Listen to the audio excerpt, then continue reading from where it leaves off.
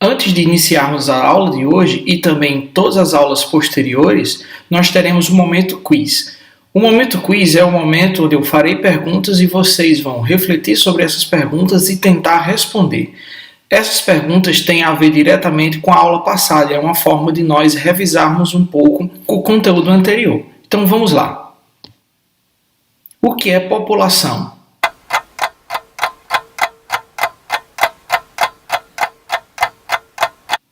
O que é uma amostra?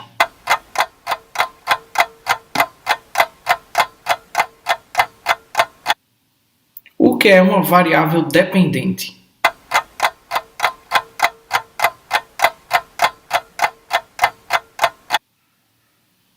E o que é uma variável independente?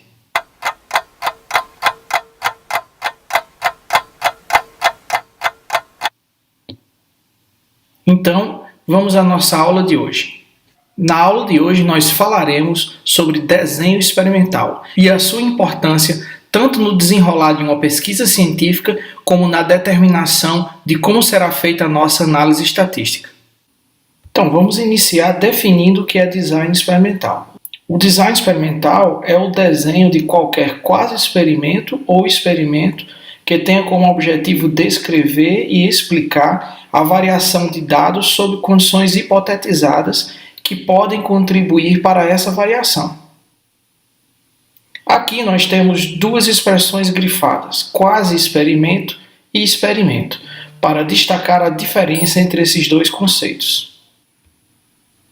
Um quase experimento é um estudo intervencionista empírico usado para estimar o impacto causal de uma intervenção na população-alvo, sem que haja atribuição aleatória.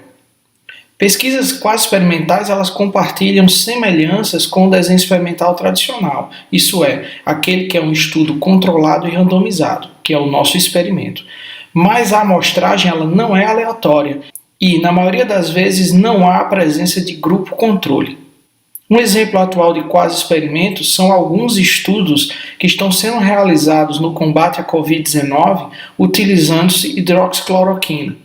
Trata-se de um estudo intervencionista empírico que busca resgatar a relação causa-efeito usando amostras que não são aleatórias e, na maioria das vezes, sem a presença de grupos controles. Já o experimento é um procedimento realizado para apoiar, refutar ou validar uma hipótese. As experiências procuram relações causais, isso é, de causa e efeito, demonstrando qual resultado é esperado quando ocorre a manipulação de um fator específico. Como eu já havia dito anteriormente, os experimentos normalmente incluem grupos controles. Esses grupos são projetados para minimizar os efeitos de outras variáveis diferentes daquela variável que estamos manipulando, isso é, diferente da variável independente de interesse, sobre o resultado esperado, isso é, sobre a variável dependente, baseado na hipótese defendida. Então, o objetivo do grupo controle é reduzir essas variabilidades em decorrência das outras variáveis independentes que existem, mas não estão sendo manipuladas durante o experimento, mas que podem alterar o resultado da variável dependente. Se por acaso você estiver na dúvida de quando um estudo é de experimento ou de quase experimento, essa árvore decisória pode lhe ajudar. Então, se o desenho do estudo tiver uma amostragem randômica e se houver grupo controle, nós estamos diante de um experimento. Já, se essa amostra não foi escolhida de forma randômica ou aleatória, mas mesmo assim há múltiplos grupos ou medidas, isso é, não é apenas uma observação e sim múltiplas observações, nós estamos diante de um quase experimento, com um objetivo geralmente intervencionista. Já, quando a amostra é escolhida de forma não randômica ou não aleatória e não há múltiplos grupos ou múltiplas medidas, se tratando na maior parte das vezes da observação de um único sujeito ou de poucos sujeitos, nós estamos diante de um não experimento. O não experimento ele não tem nenhum impacto do ponto de vista científico, sendo meramente uma observação de algum comportamento de um indivíduo ou de um grupo pequeno de indivíduos. Na maior parte das vezes, o que nos interessa são sempre experimentos. Então, uma coisa a saber sobre os experimentos é o seu objetivo. O objetivo de um experimento é prever o resultado após introduzir uma alteração nas pré-condições, isso é, uma alteração nas variáveis independentes, que são as variáveis de entrada ou variáveis preditoras. E depois disso, através da observação da variável de resposta, que é a mesma coisa de variável de saída ou dependente, nós então vemos se a previsão do resultado se concretizou ou não. Para ilustrar, eu tenho aqui um exemplo de um desenho experimental absolutamente hipotético. Vejam que eu tenho variáveis de entrada, variável independente 1, variável independente 2, variável independente 3 e variáveis que são controladas. Para cada variável independente, eu tenho uma hipótese associada à modificação que ela pode vir a ter na variável de saída, isso é, na variável dependente. Então, cada hipótese prevê uma resposta esperada. Caso a resposta seja diferente da esperada, essa hipótese provavelmente ela não é verdadeira. Imagine que eu coloquei um pedaço de carne em um recipiente aberto e que neste ambiente existam moscas. As moscas têm livre acesso à carne. Após algum tempo, eu percebo que a carne estragou, isso é, apodreceu, e também há presença de larvas de mosca.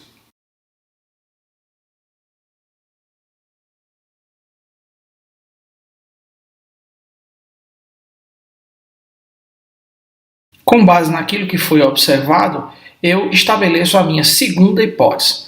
Então, nesse segundo momento, eu utilizo o mesmo recipiente, coloco um pedaço de carne no interior desse recipiente, mas protejo a entrada desse recipiente com uma tela, com um mesh estreito o suficiente para impedir a entrada das moscas.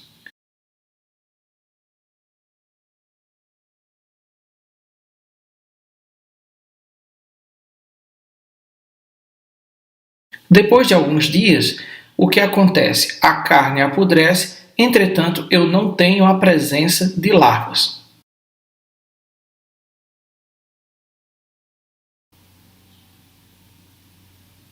Então, a hipótese defendida aqui é que as larvas são das moscas que tiveram livre acesso à carne. Uma vez que essas não têm mais acesso à carne, apenas um dos eventos acontece, que é o apodrecimento da carne. Para comprovar essa hipótese, um terceiro experimento pode ser feito. Usamos o mesmo recipiente, com um pedaço de carne no interior, usamos um outro tipo de tampa que impede a entrada das moscas. Depois de alguns dias, nós percebemos que a carne continua estragando, mas sem a presença de larvas, provando assim a nossa hipótese. Em se tratando de desenho experimental, a metodologia experimental deve ser observada, e para isso alguns paradigmas clássicos devem ser obedecidos, como, por exemplo, o que o experimento deve ter validade. Outro, que haja confiabilidade nos resultados obtidos. E, por último, que haja a possibilidade de reproduzir os experimentos obtendo resultados semelhantes. Por isso é importante saber a definição de cada um desses três. O primeiro é sobre a validade do experimento. Um experimento é dito válido quando o grau de certeza quanto à relação de causa e efeito encontrada no experimento é alta. Isso é, quando o resultado obtido depende diretamente da variável que foi manipulada, isto é, da variável independente. Para que um experimento seja válido, deve-se garantir que os procedimentos de amostragem sejam adequados, isso é, que a amostra tenha sido obtida de forma aleatória. Deve-se também buscar o uso de testes estatísticos apropriados, bem como de procedimentos de medição confiáveis. Para ilustrar como a validade do experimento é importante na hipótese defendida durante uma pesquisa científica, eu darei o seguinte exemplo bastante esdrúxulo. Um cientista observou que aranhas eram capazes de certa forma, ouvir quando as presas estavam por perto. Então ele criou a seguinte hipótese. Uma vez que ele não observava nenhum tipo de aparelho auditivo na aranha, ele hipotetizou que a aranha era capaz de escutar as vítimas através das patas. De tal forma, ele treinou essa aranha para obedecer a um comando verbal. Quando ele dizia pule aranha, a aranha tinha tendência a pular. Depois de ser adestrada por tempo suficiente, o cientista procedeu com o seu experimento. Nesse experimento, ele se propôs a arrancar as patas da aranha e continuar dando comandos para que ela pulasse. À medida que ele foi arrancando as patas da aranha, ficou cada vez mais difícil a aranha saltar, até que, quando todas as pernas foram arrancadas, a aranha deixou de saltar. Logo, ele acreditou ter provado a sua hipótese, isto é, que a aranha escutava através de suas patas. Percebam aqui que, apesar da história ser absolutamente esdrúxula e brincalhona, ela nos serve para mostrar quando existe problema na validade do experimento. Isso é, o resultado obtido foi aquele esperado. Entretanto, não há nenhuma relação real entre causa e efeito nesse experimento. Por isso, esse experimento não tem validade.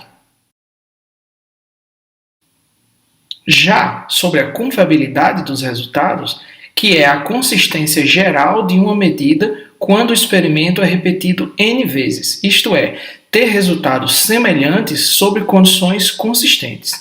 Se você não altera as condições experimentais, os resultados devem ser sempre semelhantes. Ou se você altera certas condições e mantém outras constantes, o resultado também tem que se manter.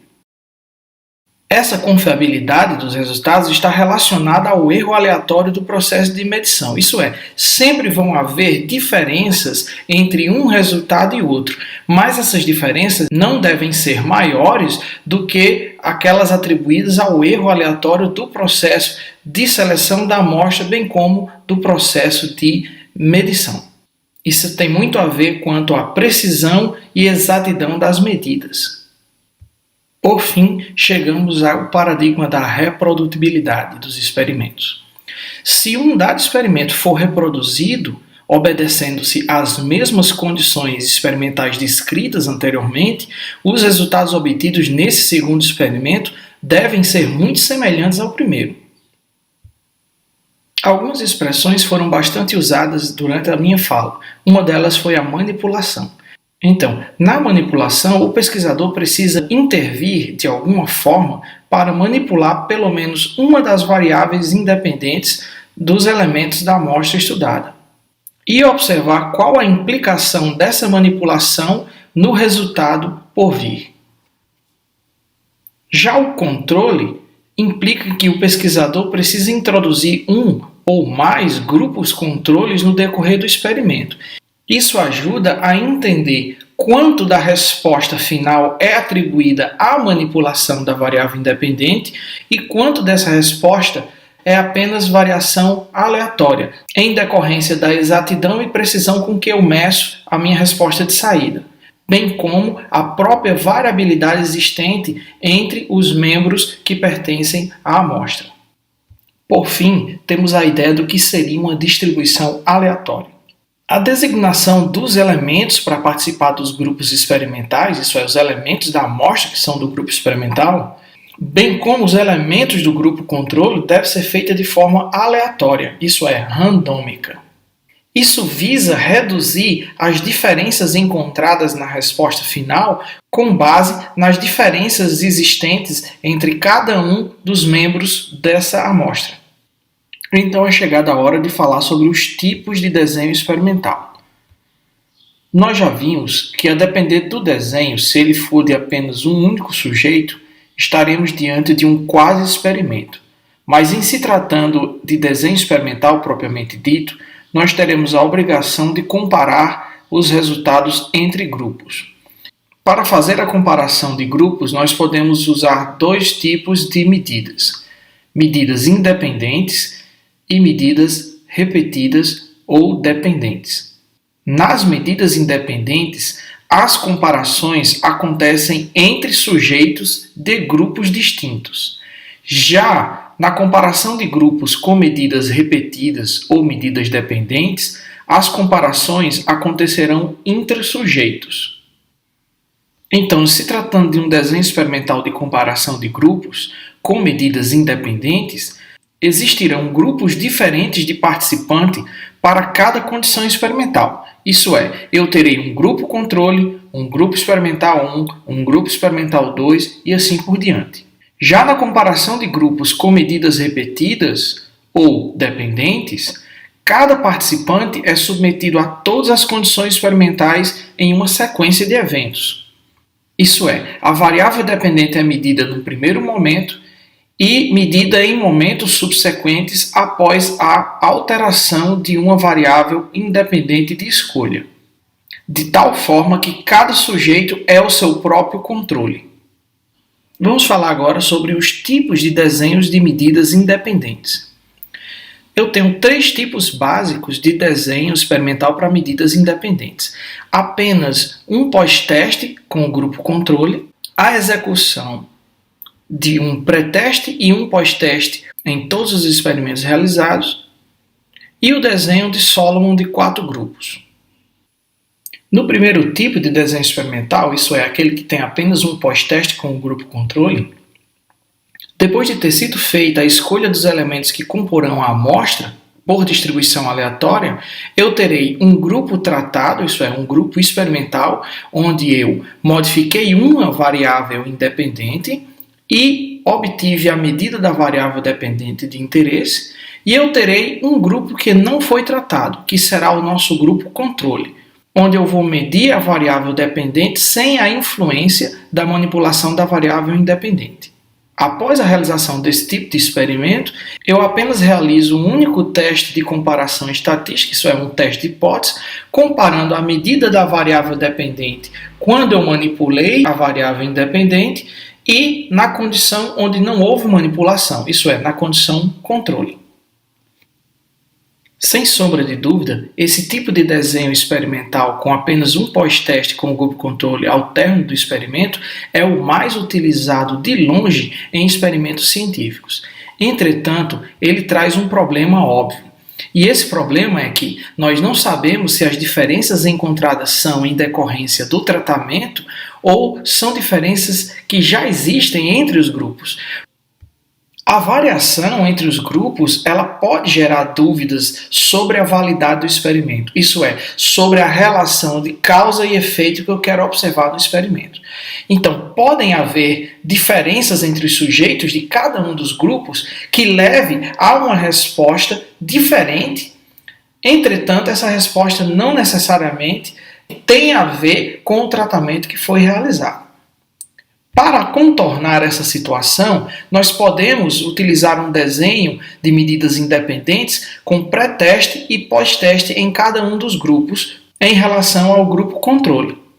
Após a escolha dos elementos que comporão as amostras, isso é, o grupo A e o grupo B, de forma aleatória, no grupo A eu realizo a medida da variável dependente e no grupo B também realizo essa mesma medida da variável dependente, sem haver nenhum tipo de manipulação da variável independente até então.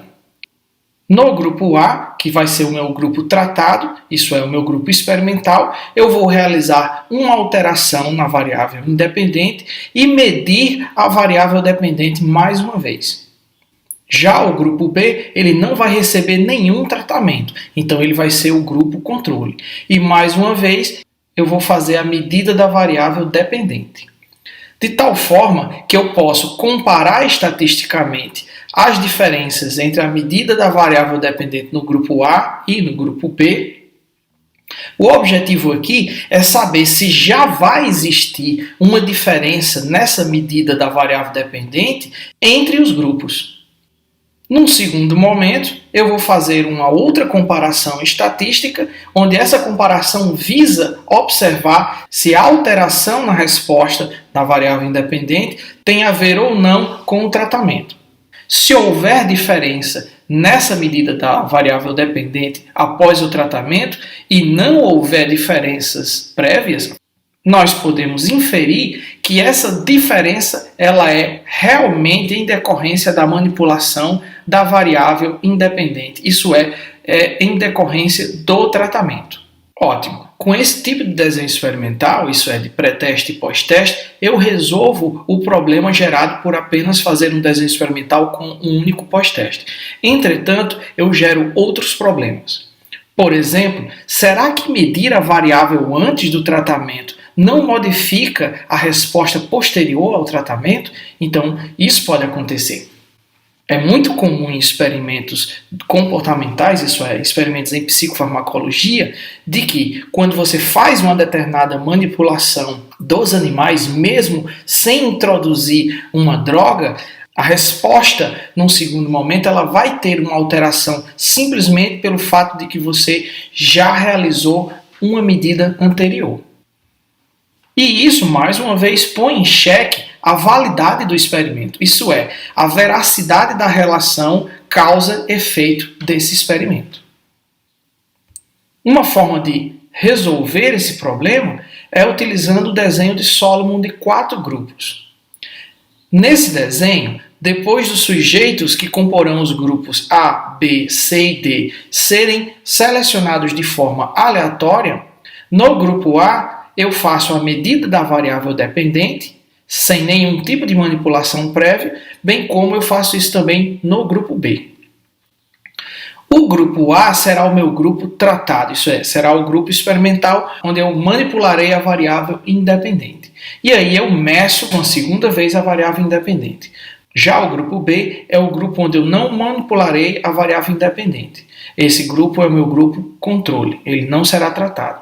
E nesse grupo, mais uma vez, eu faço a medida da variável dependente nesse segundo momento. No grupo C, a variável dependente não vai ser medida previamente, esse grupo vai ser tratado e depois do tratamento eu medirei a variável dependente. O grupo D, que também a medida da variável dependente não foi mensurada antes, no primeiro momento, ele será o meu grupo controle, isso é, será o grupo em que eu não manipularei a variável independente de escolha. E depois eu faço apenas uma medição na variável dependente. Nessa condição de Solomon, eu posso comparar grupo A e B com um pré-teste e comparar esses mesmos grupos A e B com um pós-teste. Já o grupo C e D, eu apenas vou fazer uma comparação de pós-teste, isso é, depois que eu realizei a manobra na variável independente. E aí, por meio de comparação entre a medida da variável dependente no grupo experimental versus a medida dessa mesma variável dependente no grupo experimental em que não houve medida prévia da variável dependente, se houver diferenças entre esses dois, essas diferenças podem ser atribuídas à primeira medida da variável dependente. Uma outra comparação que deve ser feita é a medida da variável dependente no grupo controle, que foi submetido a uma medida prévia, versus o grupo controle, em que não houve uma medida prévia dessa variável dependente. Mais uma vez, a busca por diferenças entre as respostas desses dois grupos vai determinar se há validade desse experimento. Esse desenho experimental é bastante robusto, entretanto ele traz um problema óbvio. Implica em um número de grupos muito maior, isso é, mais sujeitos devem ser usados nos experimentos. Além do que, isso também implicará em maiores custos e mais tempo para realizar os experimentos em questão. Já os desenhos experimentais de grupos com medidas repetidas ou medidas dependentes, nós temos 3 tipos. O modelo de 2 grupos, 2 condições, o modelo do quadrado latino e o modelo multifatorial. No modelo de 2 grupos, 2 condições, depois de haver a seleção aleatória dos elementos que constituirão nossa amostra, nós dividiremos esses elementos em 2 grupos, onde no primeiro grupo esses elementos serão tratados, isso é, a variável independente de escolha será manipulada. Enquanto que no segundo grupo não haverá o tratamento nesse primeiro momento, isso é, esse será o nosso grupo controle. Após isso, nós faremos a medida da variável dependente em ambos os grupos. Depois de um certo tempo, nós inverteremos o tratamento, isso é, o grupo que inicialmente foi tratado, agora vai ser o grupo não tratado, e o grupo que inicialmente não tinha sido tratado, será tratado agora. E mais uma vez nós medimos a variável dependente de interesse. No modelo de 2 grupos, 2 condições, leva a alguns problemas. Um deles associados ao tempo de tratamento, outro associado à ordem de tratamento e um terceiro associado à mortalidade em alguns estudos ou à desistência dos participantes em outros estudos. No que diz respeito ao problema associado ao tempo de tratamento, se a aplicação de cada condição for longa demais, pode haver interferência no efeito, em decorrência do tempo, na segunda observação. Já no que diz respeito aos problemas associados à ordem do tratamento, o que pode acontecer também é que o procedimento envolvido no primeiro tratamento pode afetar o comportamento dos participantes e assim afetar a segunda medida. O terceiro problema relacionado a esse modelo de desenho experimental é aquela associada à mortalidade ou desistência. Nesse caso, participantes podem desistir ou morrer, a depender do tipo de protocolo que estamos realizando, ao longo do estudo, reduzindo assim o tamanho da amostra e, obviamente, inviabilizando as comparações futuras. Algumas soluções podem ser implementadas, como, por exemplo, para cada sujeito em cada grupo, aleatorizar a ordem das condições. Outra, dividir os grupos em subgrupos com ordem diferente das condições. Isso é, subgrupo 1, eu inicio pela condição A e depois sigo para B, e um subgrupo 2, onde eu inicio com B e depois sigo para a condição A. Uma outra abordagem pode ser o modelo do quadrado latino. Por definição, o modelo do quadrado latino é aquele em que nós igualamos o número de grupos ao número de condições experimentais, de modo a balancear de forma sistemática a alternância das condições dentro de um grupo para que uma ordem de condições só ocorra uma única vez. Vamos a um exemplo. Digamos que num determinado experimento eu tenha 3 condições experimentais: a condição controle, a condição tratamento 1 e a condição tratamento 2. Nesse caso, como eu tenho 3 condições experimentais diferentes, eu teria 3 grupos diferentes, de tal forma que sistematicamente eu pudesse aleatorizar a sequência de tratamentos. Então, o grupo 1 seria tratado inicialmente na condição A, controle, seguida de B, seguida de C. Já o grupo 2 iniciaria com B, seguida de C, seguida de A. E o grupo 3, condição C, seguida de A, seguida de B. De tal forma que em nenhum grupo haja repetição da sequência de tratamento, isso é, da sequência das condições experimentais. Explicando melhor esse modelo. Depois de haver a seleção dos sujeitos que comporão a amostra, nós distribuiremos esses sujeitos em 3 grupos. No primeiro grupo, os sujeitos não serão tratados e faremos a primeira medida da variável dependente. Depois de um certo tempo, nós iniciaremos o tratamento 1 e mais uma vez mediremos a variável dependente. Passado mais um tempo, o tratamento 2 e medimos mais uma vez a variável dependente. O segundo grupo receberá o tratamento 1, mediremos a variável dependente, depois ele será submetido ao tratamento 2 e mais uma vez mediremos a variável dependente, e depois ele não será tratado e medimos a variável dependente mais uma vez. O terceiro grupo receberá o tratamento 2, haverá a medida da variável dependente, depois esse grupo passa a ser não tratado e mais uma vez se mede a variável dependente, e por último ele é tratado com o tratamento 1 e mede-se mais uma vez a variável dependente. Por fim, nós temos o desenho experimental de modelo multifatorial. Por definição, é dito um modelo multifatorial quando cada grupo está sujeito à influência de 2 ou mais condições experimentais simultâneas, onde ambas podem contribuir para a resposta que é medida. Aqui temos um exemplo de um desenho experimental utilizando o modelo multifatorial. Após serem selecionados os elementos que comporão a amostra, eles serão distribuídos aleatoriamente em 4 grupos. Num primeiro momento, haverá a medida da variável dependente em todos os grupos. Nesse caso específico, o grupo A é o grupo controle saudável. Isso é, indivíduos que são grupo controle, não receberão nenhum tipo de tratamento e são indivíduos saudáveis. Já o grupo B é o grupo controle doente. Isso é o grupo de indivíduos que possuem uma determinada patologia, entretanto não serão tratados. O grupo C é o grupo tratado saudável. Isso é, o grupo de indivíduos que não têm a patologia, mas mesmo assim serão tratados. E o grupo D será o grupo que tem a patologia e será tratado. Após as condições experimentais terem sido selecionadas, haverá mais uma vez a medida na variável dependente. À primeira vista, escolher um desses modelos de desenho experimental que nós falamos na aula de hoje pode parecer um pouco preciosista. Entretanto, na vida real existem vários problemas em não fazer um desenho experimental adequado.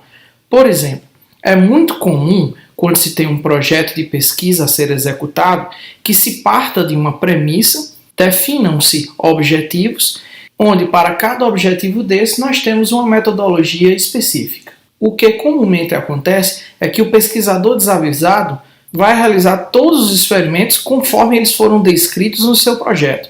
Ele realiza o experimento 1, obtendo os resultados, realiza o experimento número 2, obtendo resultados e assim por diante. Isso gera muita confusão na hora de se chegar a hipóteses plausíveis. Como fazer corretamente? Uma vez determinando o desenho experimental adequado ao objetivo e à hipótese que se pretende testar, nós realizamos um experimento. Esse experimento nos gera resultados e esses resultados, uma vez interpretados, geram uma segunda hipótese. Essa segunda hipótese leva à elaboração de um desenho experimental para um segundo experimento, que quando executado gera um outro conjunto de resultados. A interpretação desses resultados gera uma terceira hipótese, e essa hipótese, quando realizado o desenho experimental adequado para se prová-la, gera um terceiro experimento. Assim por diante, até que todas as peças se encaixem perfeitamente e você consiga provar a hipótese central por trás do seu trabalho. Sendo assim, o desenho experimental faz parte do próprio método científico. Uma vez que toda pesquisa nasce do interesse sobre um determinado tema e de uma ideia sobre uma relação causa-efeito. Uma vez que tenhamos a ideia sobre uma relação de causa-efeito, nós devemos proceder com a revisão da literatura, para ver se há base científica e teórica para sustentar a nossa relação causa-efeito. Se houver essa base científica, então nós formulamos uma hipótese, realizamos um experimento, analisamos os resultados, testamos essa hipótese, e se rejeitarmos a hipótese original, pelo menos nós teremos entendido melhor o problema, o que nos levará a mais uma revisão na literatura, buscando formular hipóteses alternativas e assim a realização de um outro experimento. Onde é que entra o desenho experimental aqui? Justamente após a hipótese ter sido formulada. Nós devemos escolher um desenho experimental que seja robusto o suficiente para que, uma vez realizados esses experimentos, eles possam atender aos paradigmas clássicos, isso é, que o nosso experimento seja válido, que os nossos resultados sejam confiáveis e que possam ser reproduzidos se mantermos as mesmas condições experimentais. Quantas voltas nesse ciclo nós devemos dar? Bom, isso depende de cada pesquisa. Uma vez que nós possamos testar a nossa hipótese e aceitá-la, nós então teremos uma tese provada. E uma vez que isso tenha acontecido, estamos aptos a publicar esses resultados.